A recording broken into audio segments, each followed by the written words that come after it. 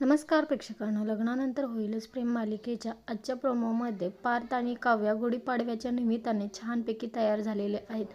पार्थ नंदिनीला म्हणत असतो, आमचा एक मस्तपैकी फोटो काढा हा नंदिनी. आणि नंदिनीच्या हातामध्ये मोबाईल देऊन ते दोघेही पोज देत असतात. आणि त्यानंतर नंदिनीचं लक्ष काव्याच्या अंगावरती जातं, म्हणजेच तिच्या दंडावरती जातं. तिचे दंड अगदी लहान आणि नाजूक दिसत आहेत. आणि यातच नंदिनीला खूप गिल्टी फील व्हायला लागतं.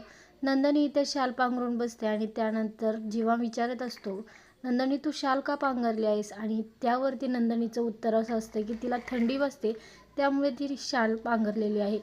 जीवा म्हणत असतो, मार्चच्या महिन्यात तुला कशी काय थंडी वाजते? आणि तिच्या तो वनवटीला हात लावून म्हणतो, अशी बायको मिळायला भाग्य लागतं, थँक्यू हां. नंदिनीचं कौतुक करत शर्टाच्या बाह्या वरी करत तो सरकवत पुढे निघून जातो. आणि नंदिनीला इथे मात्र खूप कन्फ्युजन वाटत आहे.